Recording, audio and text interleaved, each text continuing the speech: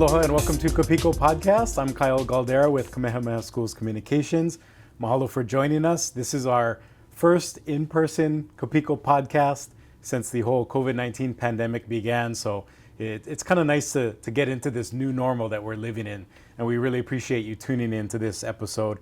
And for those of you who are just getting used to this podcast and the broadcast that we put out on our KS YouTube channel, you can catch us here as well as in the Imua newsroom at KSKʻ81.edu. So mahalo for tuning in. And on today's episode, we're joined by Esther Kiaʻāina. She's a KSKʻ81 graduate and the current Honolulu City Council Vice Chair, as we get into this 2021 year. So mahalo, Esther, for joining us. Thank you for having me on. And you know, you have such a busy schedule. We really appreciate your time. And throughout this podcast, we showcase some of the innovative leadership and other tactics, including education and other sorts of things that Native Hawaiians are doing to really uplift our communities and build ōiwi leaders. So what a great example of an ōiwi leader here today in Esther. And let's start off, if you can tell me, Esther, about your career and kind of how you got into politics and what you hope to accomplish. Well, thank you so much for the question. You know, I have to admit, I'm a little bit of a political nerd. I've actually been involved in, political government from elementary school days. And when I was at Kamehameha schools, I had the good fortune of interning during my junior year for Representative Milton Hope, who represented Kalihi. And my classmate, Keawe Chang, actually interned for Representative Calvin Say, and Calvin Say happens to be a newly elected member to the City Council and one of my colleagues. Yeah. And so I serve with him on the Budget Committee, and he is my vice chair for the Committee on Housing and the Economy. So life has a circular way of coming back at you. So I was able to learn about the state government during high school. I represented Kamehameha schools at Girls Nation in Washington, D.C. I was one of two selected, and that was the first time I got a taste for the federal government. And I was so intimidated during that time frame that I vowed that I would never go back to Washington, D.C. again. Mm-hmm. And of course, ironically, I went back after college. And I started off as a volunteer intern for Senator Inouye and worked my way up throughout the years. I was in DC for 24 years, having the honor to work on a lot of issues for our Hawaiian community with Senator Akaka. Mm-hmm. I served as Chief of Staff for Congressman Ed Case and Congressman Robert Underwood of Guam. And of course, I served President Obama overseeing our nation's territories in the Caribbean and the Pacific. So been very, very blessed to have been able to serve the people of Hawaii and the Pacific region during my tenure in DC. Mm-hmm. And now I'm back home. I run a nonprofit organization that advances economic development in the region. And I was approached in 2019 by members of the Kailua community to consider running for the City Council. And at first I thought they were crazy. And then when they told me, but you already help people. Right. So what's the difference? You may not be as familiar with the counties, the state and federal governments, but the fact of the matter is you deal with quality of life issues on a day-to-day basis, and we think that it is the right fit for you. And lo and behold, I talked to a lot of friends who said, we've been wanting to tell you that all this time, but we were too scared to let you know that.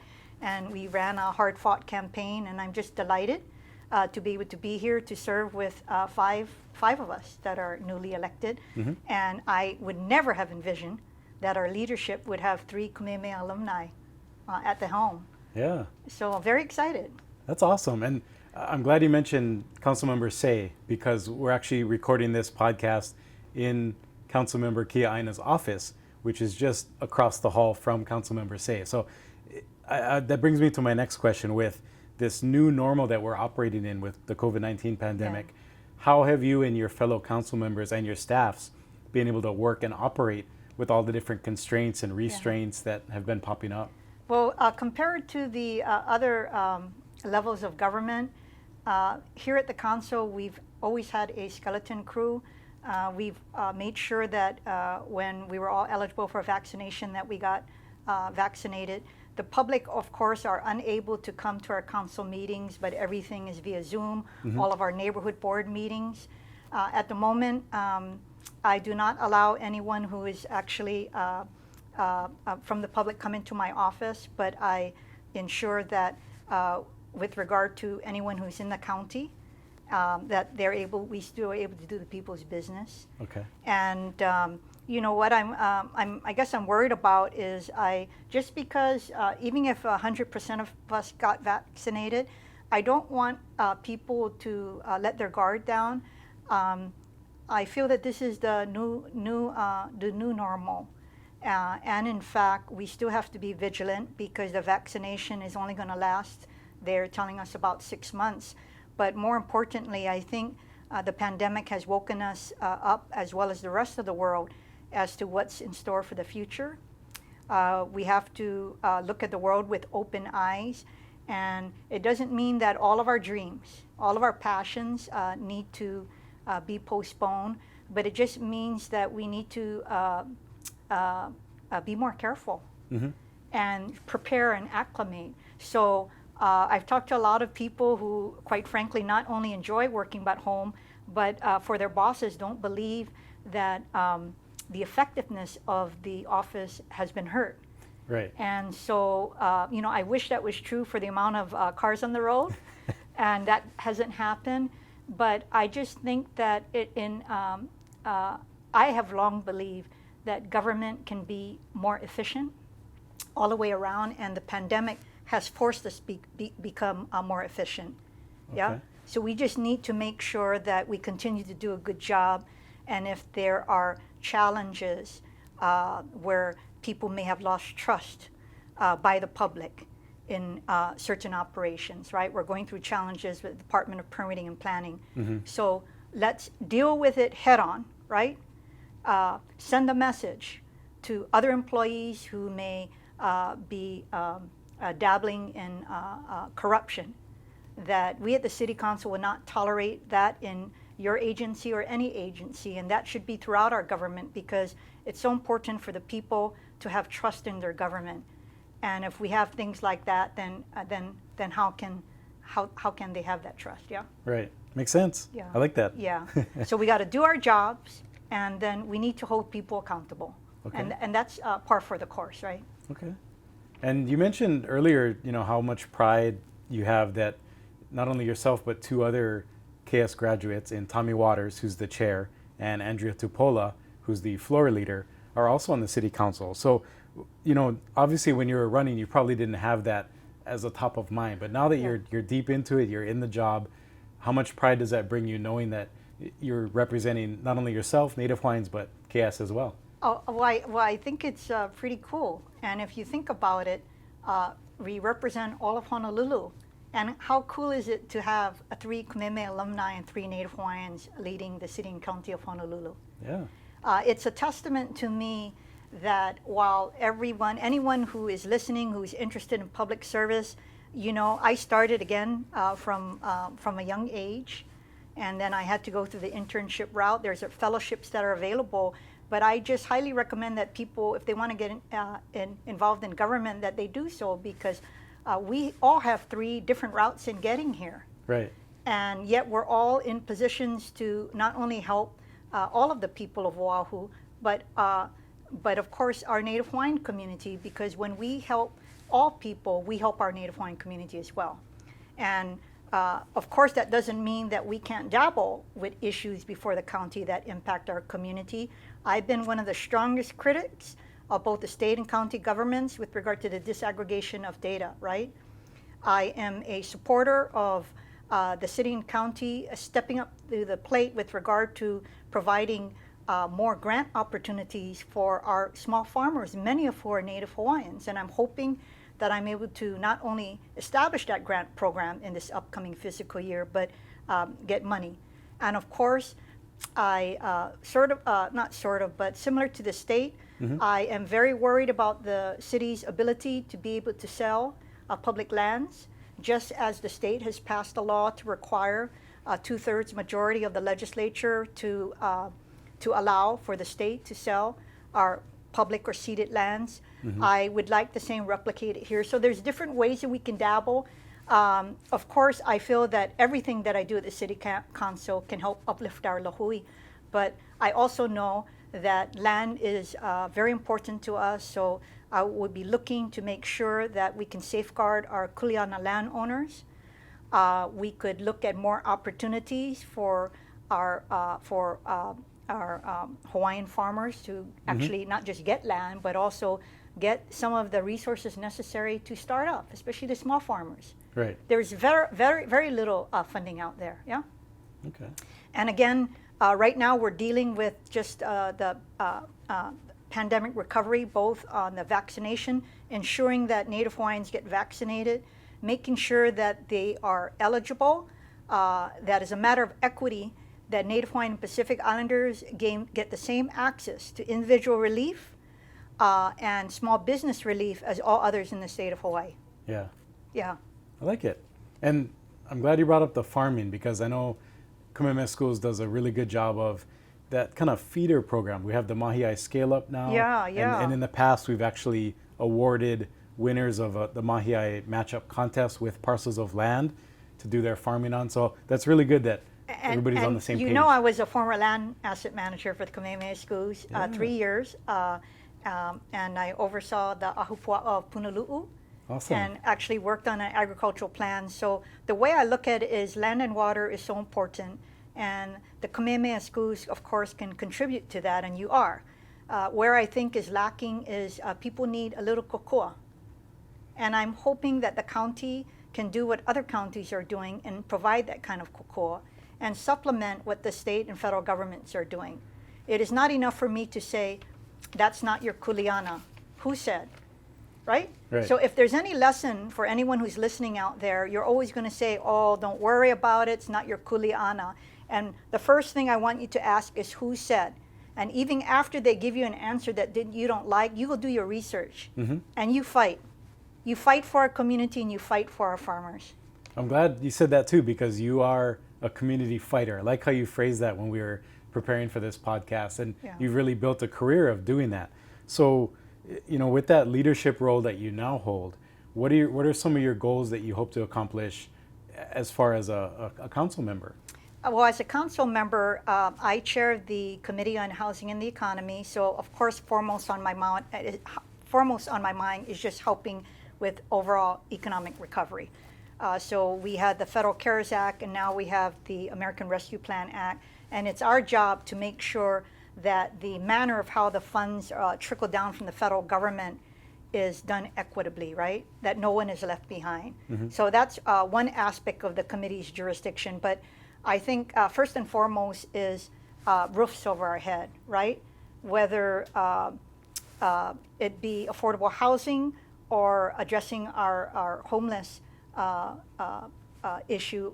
It disproportionately impacts our Hawaiian community, and I feel that we would not be doing our job here. Easier said than done. So my committee oversees the Department of Land Management, which is similar to DLNR, Department of Land and Natural Resources for the state. And with Chair Waters and myself, we are doing an assessment of all city properties. We want to increase production of affordable housing units on those properties.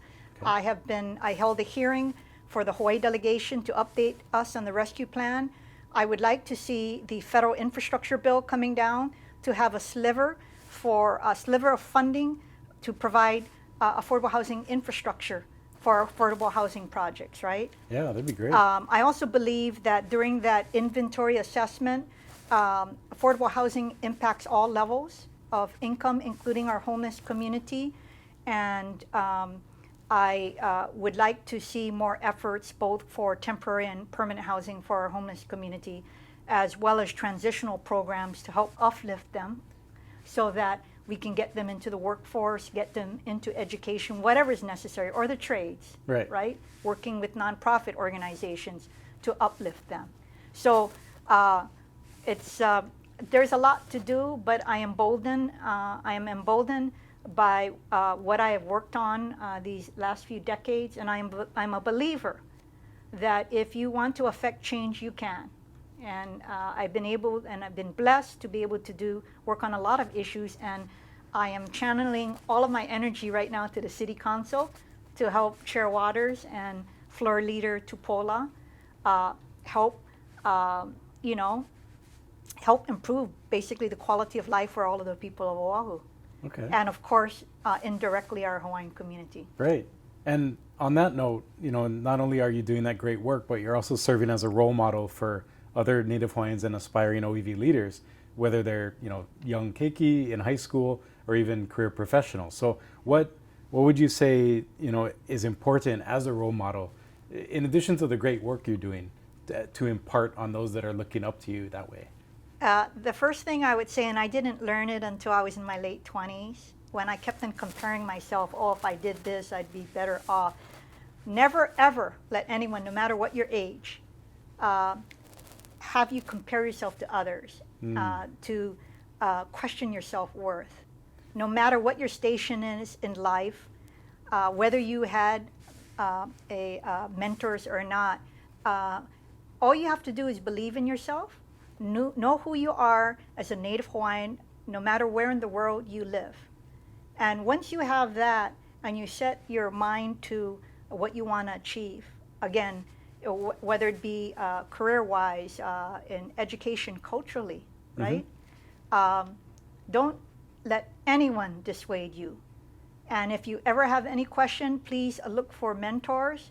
I didn't have very many mentors in my life. My parents, of course, were two of my mentors, but beyond that, I think I was too scared all my life to ask for help. And now I go out of my way because I wish that my life was a little easier. When you look at my career, everyone's like, whoa, it must have been, it's all calculated and life was smooth for you. And to the contrary, I had to fight for every job I've ever been given. And so I go out of my way to help those who need guidance because I can. Right. And I want them to feel that they could achieve whatever they want to achieve. So my best advice is listen to your gut instinct and just follow your path, no matter where it takes you. Yeah. Okay, that's great, Mana'o. And as we wrap up this edition of Piko Podcast, what are some maybe last words of wisdom? That was great what you just said, but wisdom or encouragement that you have for our listeners and viewers who may be interested in public service or like you said, fighting for the public. I want to be part of that process. Great question, because except for working at the Kamehameha schools, my entire life, 30 plus years, has been dedicated to public service.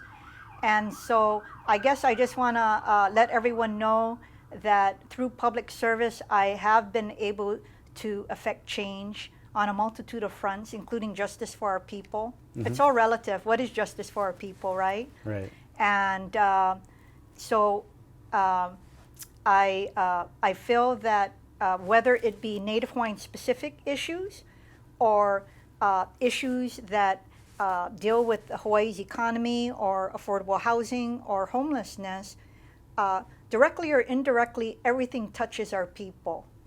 So public service is one of the most effective ways for us to be able to help people. I highly recommend it. Again, if anybody ever wants to just talk story with me, give me a call.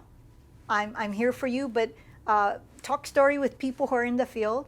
Internships are very helpful, fellowships are helpful, but even if all is said and done and you don't have the opportunity, just go for it. That's my best advice. Okay. Don't be scared.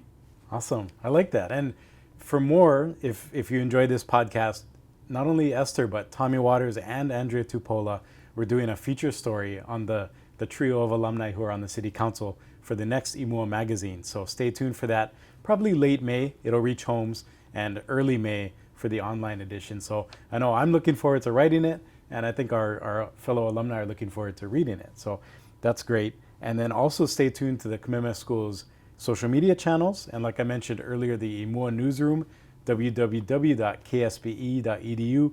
All your KS news is there. So any last words, Esther, before we wrap up today? No, just thank you so much for profiling us and giving us an opportunity to amplify our voice.